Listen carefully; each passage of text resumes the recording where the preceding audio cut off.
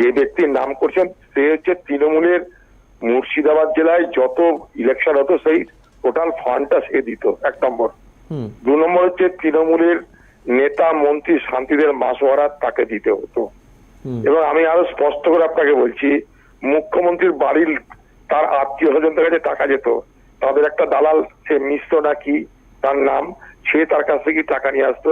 এবং দিদির খুব ঘরের লোক, আগামী দিনে পশ্চিমবঙ্গে যিনি মুখ্যমন্ত্রী হবেন বাংলার তৃণমূলের কথা মতন, তাদের হাতে টাকা যেত এই যে ভদ্রলোকের কাছ থেকে, যাকে আপনারা বলছেন গরু পাচারকারী। এগুলো কিন্তু মুর্শিদাবাদ সবাই জানে। সরকার সরাসরি যুক্ত পশ্চিমবঙ্গের তৃণমূল পার্টি, পশ্চিমবঙ্গের তৃণমূল পার্টি সরাসরি জড়িত। কোথায় এক আশিস ব্যানার্জিকে দেখছেন? আশিস ব্যানার্জিকে যারা আশিস ব্যানার্জি বানিয়েছে, দিদির দল জড়িত, দিদির পরিবার জড়িত। আমি এত বড় কথা বললাম আপনাকে। নমস্কার, বাংলার বার্তা থেকে বলছি সন্ময় বন্দ্যোপাধ্যায়। আপনারা শুনলেন অধীর রঞ্জন চৌধুরীর কথা, সরাসরি অভিযোগের আঙুল তুললেন মুখ্যমন্ত্রীর পরিবারের দিকে। অর্থাৎ গরু পাচার থেকে যে কোটি কোটি টাকা বাংলার অর্থনীতিতে রোল করে সরাসরি মুখ্যমন্ত্রীর পরিবারে যায়, এমন কোনো অভিযোগ পাওয়ার পর কোনো মুখ্যমন্ত্রী কি পদে থাকা শুভ নয়? আমরা বাংলার বার্তার দর্শকদের কাছে প্রশ্নটা রাখছি। সরাসরি এই অভিযোগ যখন সংসদে কংগ্রেসের দলনেতা অধীর রঞ্জন চৌধুরী, বহরমপুরের সাংসদ, মুখ্যমন্ত্রীর পরিবারের উদ্দেশ্যে তুললেন, তাহলে দুটো জিনিস হতে পারত। এক, মুখ্যমন্ত্রী সরাসরি প্রকাশ্যে বিবৃতি দেওয়া যে না, গরু পাচারে কোনো টাকা আমার পরিবারের কারুর হাতে আসে না। হয় এটা উচিত ছিল, আর না হলে সরাসরি মেনে নেওয়া যে হ্যাঁ আমার আসে। এবং এই জাতীয় অভিযোগ আসার পর কোনো রাজ্যের মুখ্যমন্ত্রী কি পদে থাকা আসীন শোভন?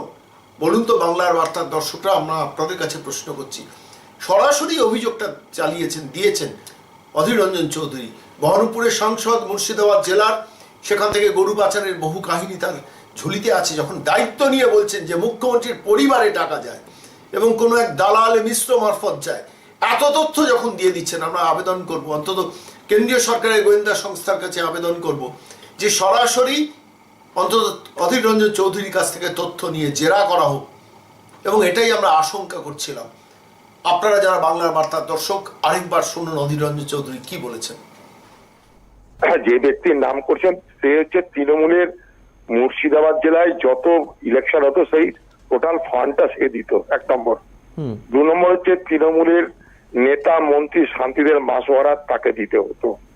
এবং আমি আরো স্পষ্ট করে আপনাকে বলছি, মুখ্যমন্ত্রীর বাড়ির তার আত্মীয় স্বজনদের কাছে টাকা যেত, তাদের একটা দালাল সে মিশ্র নাকি তার নাম, সে তার কাছ থেকে টাকা নিয়ে আসতো।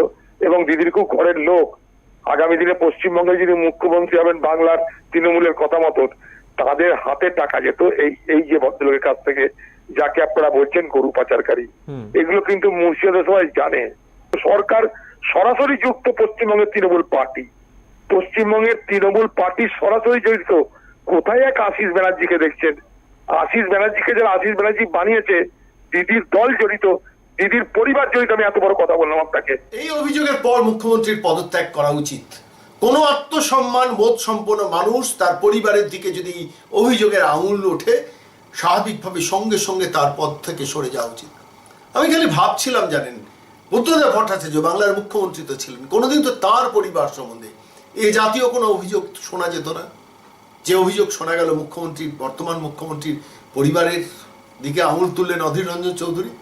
বাংলার মানুষ বিচার করবে। এবং আমাদের আশঙ্কা, আমরা অনেক দিন ধরে আশঙ্কা করছিলাম, এনামুলের তথ্য ধরে কিন্তু বাংলার রাজনীতির রাঘব গোয়ালরা ধরা পড়বেন। আমাদের কাছে সংবাদ ছিল, নির্দিষ্টভাবে সংবাদ ছিল, বাংলার রাঘব গোয়ালরা কিন্তু আগামী দিনে জেলে যেতে চলেছেন। অন্তত এনামুলের কাছে যা তথ্য, সেই তথ্য যদি সামান্য সত্য হয়, তাহলে বাংলার বেশ কিছু বড় বড় রুই কাতলা কিন্তু বাংলার রাজনীতি থেকে শ্রীঘরে যেতে বাধ্য হবে। এবং সেটাই কিন্তু 2021-এর টার্নিং পয়েন্ট হবে। আমরা যে তথ্য পেয়েছিলাম সেটাই ক্রমশ সত্যে পরিণত হচ্ছে। আজকের এই মুহূর্তে দাঁড়িয়ে আরেকটি তথ্য আমাদের ভাবাচ্ছে। আপনারা জানেন, ছত্রধর মাহাতো, জঙ্গলমহলের নেতা, সেই ছত্রধর মাহাতোকে সাম্প্রতিককালে জেল থেকে বার করে এনেছিলেন মমতা ব্যানার্জি। এবং বার করে এনে তৃণমূলের রাজ্য কমিটির সদস্য করে দিয়েছেন ছত্রধর মাহাতোকে। সেই ছত্রধর মাহাতোকে শেষ পর্যন্ত কিন্তু ন্যাশনাল ইনভেস্টিগেটিং এজেন্সি কিন্তু তাকে ইউএপিএ ধারাতে আটকাতে চাইছে। কেন? তার বিরুদ্ধে 38টি মামলা ছিল। 10টি মামলা থেকে তিনি মুক্ত হয়েছেন, কিন্তু এখনো 28টি মামলাতে তিনি অভিযুক্ত, এবং তার মধ্যে বেশ কয়েকটি মামলাতে এনআইএ ঢুকে পড়েছে। তাদের সাম্প্রতিককালে ছত্রধর মাহাতোকে এনআইএর যে তদন্ত বিচার পদ্ধতি, তার মধ্যে তাকে বারবার বিচার প্রক্রিয়ার মধ্যে ডাকা হয়েছে এবং তাকে জেরা করা হয়েছে, এবং সেখান থেকে অনেক তথ্য বেরিয়ে আসছে। ফলে স্বাভাবিকভাবে যে কোনো মুহূর্তে ছত্রধর মাহাতো কিন্তু অ্যারেস্টেড হবেন, এবং সেটাই অনিবার্য। তার কারণ জ্ঞানেশ্বরী কাণ্ড থেকে একাধিক কাণ্ডে কিন্তু তার নাম জড়িয়ে আছে। ফলে স্বাভাবিকভাবে শেষ পর্যন্ত যদি ছত্রধর মাহাতো জেলে যায়, আমরা অবাক হব না। এই ছত্রধর মাহাতোর জন্য মমতা বন্দ্যোপাধ্যায় কি করেননি, ধরুন তার 2 ছেলেকে চাকরি দেওয়ার থেকে শুরু করে ছত্রধর মাহাতোকে জেল থেকে বার করে নিয়ে আসা, তার মামলা লঘু করে দেওয়া, সমস্ত কার্যক্রম করেছেন। শুধু কি জঙ্গলমহলকে পুনরুদ্ধার করা, যে জঙ্গলমহল মমতা ব্যানার্জির নিজের কারণে হাতছাড়া হয়েছে, কিন্তু শেষ পর্যন্ত কিন্তু সেই ছত্রধর মাহাতো যদি আবার জেলে চলে যায়, ইউএপিএ ধারা লাগু হলে তিনি কিন্তু জেলবন্দি হবেন। যদি হন, তাহলে তার দায়টা কে নেবেন? মূলত ব্যস্ত ছিলেন জেলে, সেখান থেকে বার করে নিয়ে এসে আবার করে যদি এনআইএ ইউএপিএ ধারাতে তাকে জেলবন্দি করেন, শেষ পর্যন্ত কিন্তু ছত্রধরের শেষ জীবনটা খুব খারাপ কাটবে, এবং এর জন্য দায়ী থাকবেন কিন্তু মমতা বন্দ্যোপাধ্যায়। আসলে মমতা বন্দ্যোপাধ্যায় ফর্ম অফ পলিটিক্সটাই বোধহয় এরকমই, যে কোনো আসামিকে বা যে কোনো অভিযুক্তকে তাকে কাজে লাগানো। একাধিক উদাহরণ আমরা দিতে পারি, কিন্তু এই মুহূর্তে আসুন, আজকে আমাদের হাতে এসছে একটি ভিডিও ক্লিপিং, যেখানে ছত্রধর মাহাতো এজলাসে ঢুকতে গিয়েও ঢোকেননি, বেরিয়ে এসছেন। কেন? তার নাকি সর্দি হয়েছে, তার নাকি জ্বর হয়েছে, তিনি অসুস্থ বোধ করছেন, করে সরাসরি হাসপাতালে গেছেন, এবং হাসপাতাল থেকে দেখিয়ে সরাসরি আবার জঙ্গলমহলের পথে পাড়ি দিয়েছেন। কিন্তু শেষ পর্যন্ত নিজের জেল জীবনটা কি আটকাতে পারবেন? প্রশ্নটা থাকলো। আসুন, ছত্রধর মাহাতো যে বেরিয়ে আসছেন আদালত থেকে, এজলাসে না ঢুকে আদালতে হাজিরা দিতে গিয়েও যে বেরিয়ে এলেন, দেখুন আপনারা নিজের চোখে।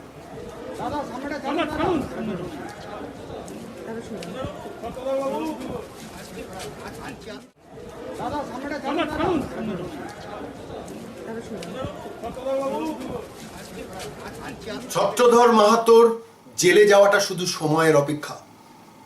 আজকে এই কথা বলে আমরা অন্য একটি প্রসঙ্গে যাব। মুকুল রায়, আপনারা জানেন, বাংলার রাজনীতিতে যিনি ভারতীয় জনতা পার্টিতে গেছেন তৃণমূল থেকে, তিনি কি সাকসেসফুল হবেন কি হবেন না, এই নিয়ে বিভিন্ন যারা রাজনীতিবিদ বা রাজনীতির যারা গবেষক, তারা দীর্ঘদিন ধরে চর্চা করেন। মুকুল রায় কি আবার তৃণমূলে ফিরে যাবেন না বিজেপিতে থাকবেন, এইসব যখন চর্চা চলছিল বেশ কিছুদিন ধরে, তার মধ্যে আজকে একটি ঘটনা ঘটলো।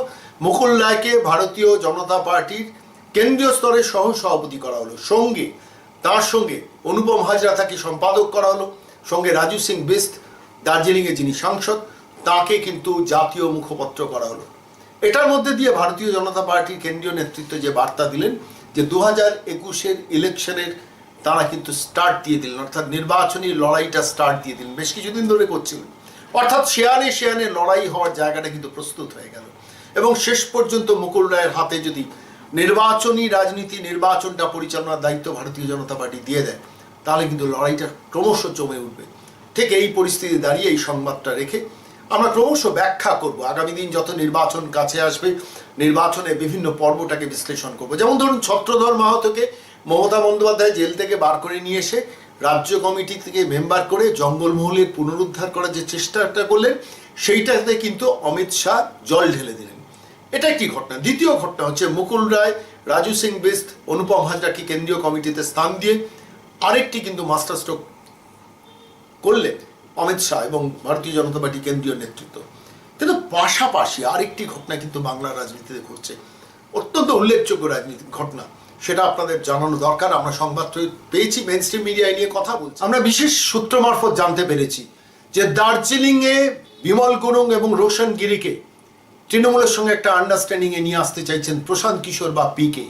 তার কারণ আপনারা জানেন, ইতিমধ্যে দার্জিলিং লোকসভা সিটটি তৃণমূল হারিয়েছে, এবং পরবর্তীতে বিনয় তামাংকে পুতুল হিসেবে খাড়া করে সেখানে মমতা বন্দ্যোপাধ্যায় দার্জিলিংয়ে শাসনটা চালাচ্ছিলেন, কিন্তু বিনয় তামাং পাচ্ছেন না, বিনয় তামাংয়ের লোকজন নেই, মাস সাপোর্টটা নেই। ফলে স্বাভাবিকভাবে 4টি আসন কিন্তু বিধানসভার হারাবেই, এবং ফলে এই পরিস্থিতিতে দাঁড়িয়ে পিকে মমতা বন্দ্যোপাধ্যায়কে বুদ্ধি বা পরামর্শ দিয়েছেন যে বিমল গুরুং এবং রোশন গিরিকে নিয়ে আসুন। তার জন্য হয়তো তাকে শুনতে হতে হবে যে নীতি আদর্শের কথা, যে বিমল গুরুং এবং রোশন গিরিদের খুনের দায়ে অভিযুক্ত করে তাদের রাজ্য ছাড়া করে রেখে দিচ্ছেন মমতা বন্দ্যোপাধ্যায়।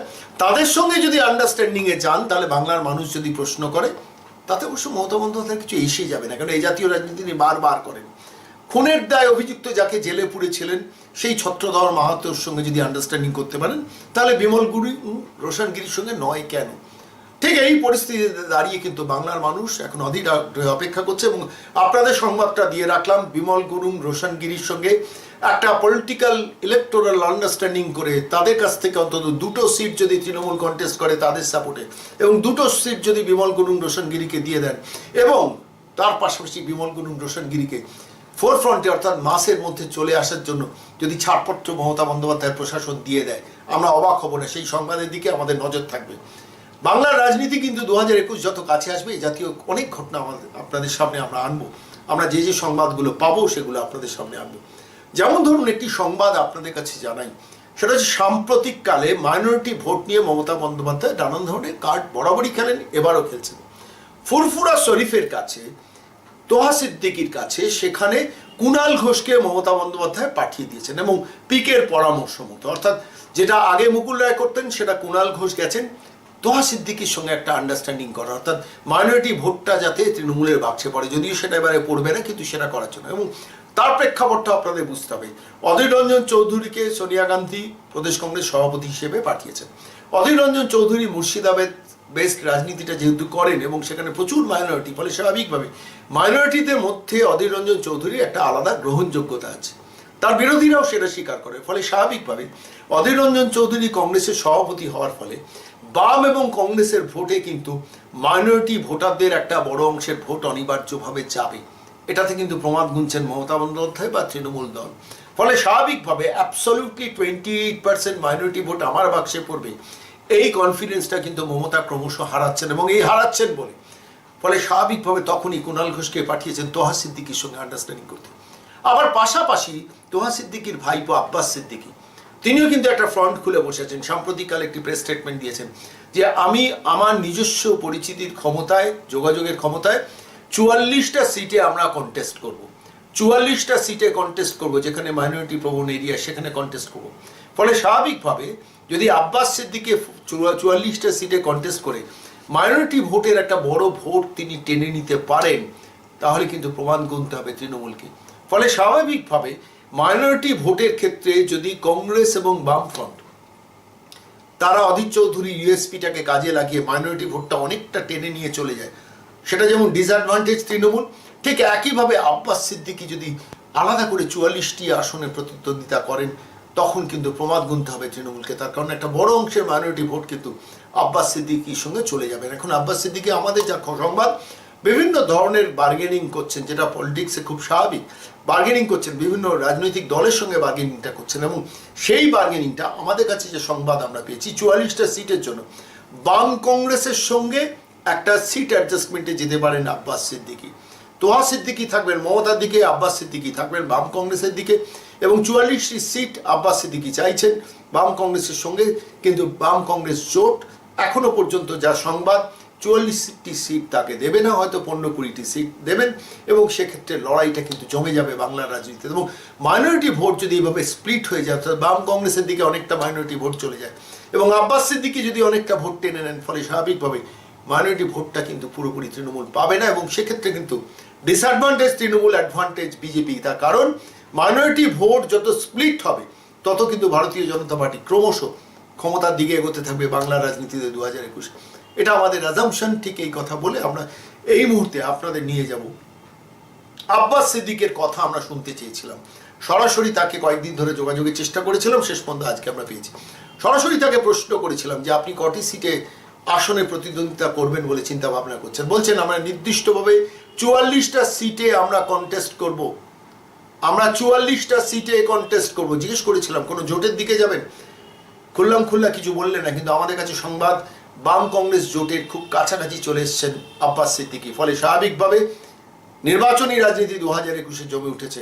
ডিসঅ্যাডভান্টেজ তৃণমূল ক্রমশ হচ্ছে এবং অ্যাডভান্টেজ ভারতীয় জনতা পার্টি হচ্ছে। অন্তত এই ইকুয়েশনের ভিত্তিতে আরও ক্রমশ সেটা দিনের আলোর মতো স্পষ্ট হচ্ছে। কথা বলে এই মুহূর্তে চলুন আমরা আব্বাস সিদ্দিকি কি প্রশ্ন করেছিলাম শুনুন বাংলার বার্তায়।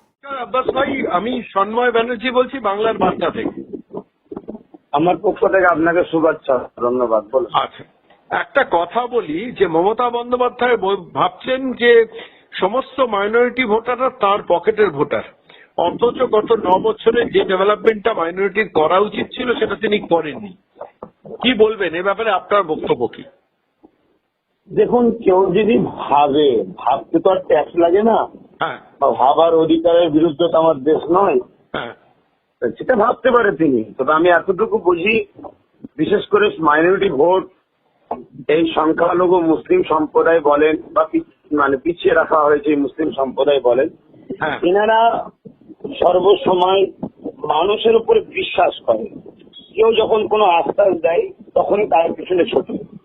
একটা সময় আমার বাংলা সিএম বলেছিলেন 15 বছর সংরক্ষণ দেবো, 10,000 শিক্ষা প্রতিষ্ঠান দেবো, ইত্যাদি ইত্যাদি। সেই হিসাবে সংখ্যালঘু মুসলিম সমাজ ভেবেছিল হয়তো আমাদের উন্নয়ন হবে, তাই তেনার পিছনে ছুটেছিল। একটা সুবিধাই তো পাওয়া যাচ্ছে, গত 1 মাস হবে কম বেশি, যে দলিত আদিবাসীদের থেকেও মুসলিম সম্প্রদায়ের মানুষ শিক্ষার হার কম, এবং বর্তমান এই সরকার আসার পরে একবারই শুধু মানে আনএডেড মানে ওই প্রাইমারি স্কুলের চাকরি ছাড়া আর বলুন তো কি এমন চাকরির ব্যবস্থা করেছে। তাও সেখানে যারা চাকরি পেয়েছে তাও হয়তো বড় বড় টাকা অর্থ দিয়ে পেতে হয়েছে। এই জায়গায় তিনি যদি ভাবেন যে আমার পকেটের কোনো ভোটই কারো পকেটের নয়, কারো কিনার নয়, এটা ভারতের নাগরিক ইনারা, ভারতবাসী ইনারা মানুষের স্বার্থে, জনগণের স্বার্থে যখন মনে করে কেউ উন্নতির বার্তা দেয়, বিশ্বাস করে তেনাকে ভোট দেয়। বর্তমান সময় যে ওয়াদাটা উনি রাখতে পারেন, আশা করছি ওনাকে যদি কেউ ভাবিয়ে রাখে, অ্যাকচুয়ালি ওনাকে অনেকে মিসগাইডও করছে তো বলতে পারি, যে মাইনরিটি আমার পিছনে আছে, আমি পাইয়ে দেবো, হ্যাঁ তার আপনি আমার পকেট গরম করেন, এরকম অনেকটা চলছে আমি মনে করি। সেই জায়গায় উনি যদি এই ভাবনায় ভেবে থাকে, এটা ওনার জন্য অত্যন্ত চরম মানে ভুলের রাস্তায় যাচ্ছে। একটা সময় হয়তো উনি বিপদগ্রস্ত হতে পারে। বিপদগ্রস্ত বলতে ভোটের রাজনীতিতে উনি হয়তো অনেকটা রেজাল্ট খারাপ হতে পারে আমি মনে করি। আচ্ছা আব্বাস ভাই, আপনাকে একটা কথা জিজ্ঞেস করি, শুনছিলাম যে আপনারা 42টা আসনে আপনি ব্যক্তিগত উদ্যোগ নিয়ে প্রার্থী দেবেন, এটা কি ঠিক? হ্যাঁ 42টা না, এটা 44টা। 44টা আসনে? হ্যাঁ, জাতি ধর্ম বর্ণ নির্বিশেষে মৌলিক অধিকার আছে। অথচ শুধু মুসলিম নয়, আমার পক্ষ থেকে অনেক জায়গায় যেসব মানে হিন্দু ভাই, দলিত ভাই, আদিবাসী ভাই, বিভিন্ন সম্প্রদায়ের মানুষকে নিয়ে আমি 44টা প্রার্থী 2021-এ দেশ ও দেশবাসীর সেবার স্বার্থে আমি দেবার চিন্তা ভাবনা পুরোপুরি পাকা করে নিয়েছি। একটা কথা বলুন তো, কোন জোটে যাবেন কারুর সঙ্গে? হ্যাঁ, জোটের যাওয়াটার কথাটা চিন্তা ভাবনা আমার মাথায় আছে। সে বিষয়ে আমাদের বার্তা চলছে প্রকাশ্য ভাবে এবং বিভিন্ন টেবিলের যোগাযোগ মাধ্যম দিয়ে। অবশ্যই জোটের দিকে আমাদের চিন্তা ভাবনা আছে। তৃণমূলের সঙ্গে জোটে যেতে পারেন? এখানে কোন একটা বিশেষ দল বলে আমি বলতে পারবো না দাদা, দুঃখিত। আমাদের দাবি দাবাগুলো আমাদের সঙ্গে যারা বন্ধুত্বের হাত বাড়াবে তেনাদের সঙ্গে আমরা বন্ধুত্বের হাত বাড়াবো, ব্যাপারটুকু বুঝি। আচ্ছা, তো এই মুহূর্তে দাঁড়িয়ে যা পরিস্থিতি, শুনছিলাম আপনার কাকা তোহা সিদ্দিকীর সঙ্গে কুণাল ঘোষ দেখা করেছে, এ ব্যাপারে কিছু বলবেন? দেখুন, দুঃখের সাথে বলতে হয় বিগত দিন আমি আমার পরিবারকে নিয়ে চুপ থাকি, পরিবারের ব্যাপারে কোনো আলোচনা করতে চাই না। কেন তিনি আমার অ্যাকচুয়ালি ইসলাম ধর্মের অনুসারী। আমার ইসলাম আমাকে শিখিয়েছে আমার যে ইমাম হবে, মুর্শিদ হবে, গাইডম্যান হবে, তেনার আওলাদ যারা হবে তাদেরকে শ্রদ্ধা করো। সেই সূত্রে তিনি আমার ইমামের সন্তান, আমার সম্পর্কে আত্মীয় দিদির চাচা হচ্ছেন। অর্থাৎ তেনার ব্যাপারে আমি কখনো কোনো কিছু কথা বলা থেকে নিজেরটা আমি পছন্দ মনে করছি না। একটা কথা বলি আব্বাস ভাই, শওকত মোল্লার লোকজন যেভাবে আপনাকে আক্রমণ করেছিল, আপনি তো আশা করেছিলেন যে সরকার তার বিরুদ্ধে অন্তত ব্যবস্থা নেবে, নিয়েছে কি? এটা দেশবাসী হিসাবে আমি আশা করেছিলাম এবং বিশ্বাস এখন আমার আইনের উপরে আছে। আশা রাখছি আমার ভারতবর্ষের আইন কখনো দেশের প্রধানমন্ত্রী যদি অন্যায় করে তাকেও যখন ছাড়ে নেয়, আশা করতে জালিমের বিচার সময় এলে হবে। হয়তো আইনকে কিছু মানুষ রাজ শক্তি বলতে পারি বা অর্থ শক্তি বলতে পারি, বিভিন্ন ভাবে দাবিয়ে রাখার চেষ্টা করছে, সেভাবে আমি এখন হয়তো ইনসাফ পাইনি। তবে আমার দেশের বিচার ব্যবস্থার উপর আমার ভালোবাসা, ভক্তি, বিশ্বাস আছে। অবশ্যই ইনশাল্লাহ বিচার সময় মতো আসবে। দিদিমণি এটা করলো না, এর জন্য অত্যন্ত দুঃখিত।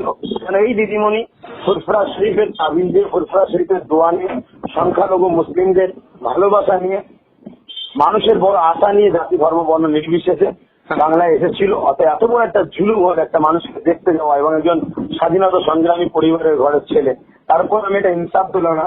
এর জন্য মানুষ একটা বড় দুঃখ, ক্ষোভ, চাপা ক্ষোভ মানুষের মধ্যে আছে। দিদিমণির উপরে ওর বিচারটা না করার জন্য মানুষের আত্মাটা আরো বেশি ভেঙে গেছে। আব্বাস ভাই, আরেকটা ছোট্ট প্রশ্ন করব, সেটা হচ্ছে ধরুন আপনার কি কোনো একটা জায়গায় মনে হয়েছে যে মমতা বন্দ্যোপাধ্যায় মাইনরিটি সম্প্রদায়ের সঙ্গে প্রতারণা করেছেন?